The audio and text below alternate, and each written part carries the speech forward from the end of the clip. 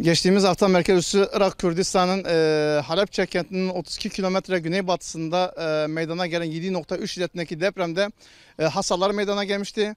Bu hasarın en büyük tahribatın yaşandığı şu anda İran Kürdistan'ın Kırmaşen bölgesindeyiz. Bu bölgenin onlarca köylerini dolaştık ve birçok köyler tamamen yerle bir olmuş. Derece hanenin bulunduğu bir köyde hiçbir ayakta kalan tek bir tane dahi yapı bulamıyorsunuz. Evler harap olmuş, insanlar dışarıda, binlerce insan şu anda evsiz barksız bir durumdadır. Darma çatma çadırlarda hayatlarını idame etmeye çalışıyorlar. Evet, belki bu bölgeye yiyecekler, gıda maddeleri getirilebiliyor fakat bu bölgenin tamamen evleri tahrip olduğu için vatandaşlar nakdi yardıma ihtiyaç olduğunu söylüyorlar. Elektrikler yok, internet yok, şebekelerin tamamen çökmüş, su sıkıntıları yaşıyorlar. Burada hayat tamamen durma noktasına gelmiştir. İran Kürdistan bölgesinde 50 binin üzerinde evin tamamen tahrip olduğunu, kullanılmaz hale geldiğini, 70 tane caminin ve 70 tane medresenin tahrip olduğunu söylüyorlar. Bununla beraber büyük bir iddia da ortada vardır. Medyada 530 tane insanın hayatını kaybettiği söyleniyor. Fakat burada görüştüğümüz insanlar 4000'in üzerinde insanın hayatını kaybettiğini, 10 binin üzerinde insanın yaralı durumda olduğunu, yaralı insanlara ciddi anlamda müdahalenin yapılmadığını ve bölgeye devlet bazında fazla bir yatırımın imkanının sağlanmadığını, yardımların getirilmediğini, buraya gelen yardımların tamamen halkın kendi imkanlarıyla getirdiği yardımlar olduğunu söyleniyor. Gerçek anlamıyla şunu söylemek istiyoruz. Şu anda İran Kürdistan bölgesindeki köylerde hayat durma noktasında, insanlar perişandır. İnsanlar yardım istiyorlar. Hayırsever insanların buraya gelip yardım yapmalarını istiyorlar. Özellikle bu yardımların nakdi olarak yapılmasını. Çünkü önümüzde kış var diyorlar. Havalar soğuk. Her ne kadar derme çatma çadırlarda bulunsak bile battaniyemiz olsa dahi bu soğuğa dayanamıyoruz. Biz çadırları dolaştık. Küçük bebeler var. Hepsi böyle dışarıda yatmış durumda. Soğuk havada korumak için evlerinin bir an önce onarılmasını istiyorlar. Bunun için de gerçekten de devletten büyük bir yardım bekliyorlar. Devletin buraya yardım yapmasını halkın en büyük isteğidir. Gel.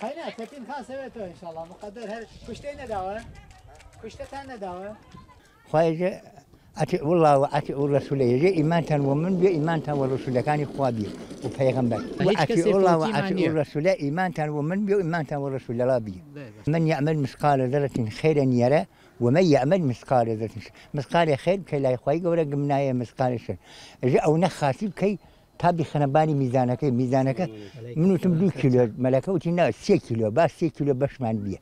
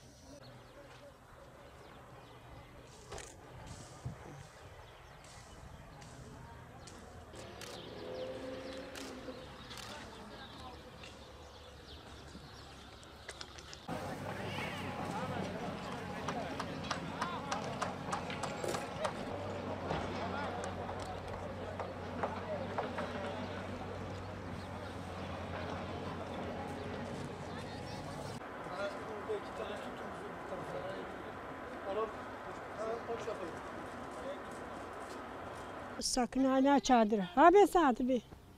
Aynen çadırı. Ne ola devlet ne tesor mano.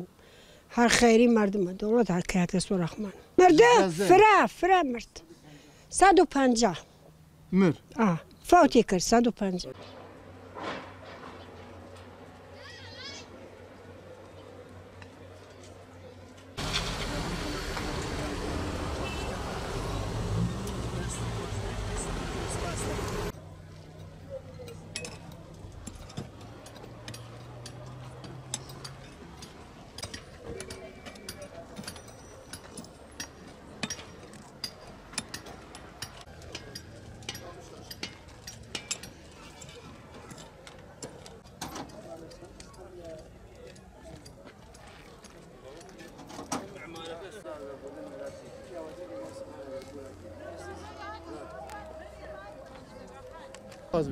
والله زلزله تو پریشان کرده هیچ یک من نما بو داشت مثلا شتێک مانوێ پێپەنا بۆیە ماڵیشمان وێران بۆ هیچ یەکمان نەما لە ماڵ ینی لە ڕێ خوا پەتوێکمان بۆتێن کەسێک لە ئەم شارانە لە منتەقەی کوردنشینی خۆمان بەخصوص فەقەت سەرمەمانە مناڵی بچکلێشمان فرە هەست مناڵمانەیە 1 ساڵانە 2 ساڵانە نایەتی 3 ساڵان چادرمانەیە بڕێمە ناویە لا سەرپێڵی زاوە زلزلە هاتووە زلزلەی 7.3 دەومین ڕشتری گەوراترین زلزلەی چەند ساڵی ئەخیروە لە ئێران سەرمای فرە شەدیدێکە کەس نە ماڵی ماوە نە ئەسپاوێکی ماوە دەوڵەتی جوتیەسی کۆمەی 25 میلیۆنیەکەم 25 میلیۆن فرە کەمە بۆ ماڵسازی نۆمانە داواکەم لە تەمای مسلمانەکانی جیهان عادەتمەنیش لە شەهرستانی سەرپێڵی زەهاوە قساکەم ئێمە فرە کوشتەماندا فرە کەسێ بۆ خواردن مناڵی ورمان فرە هەست فرە کوشتەماندا فرە خانەوادەی ڕەنگیان بێوەر بووە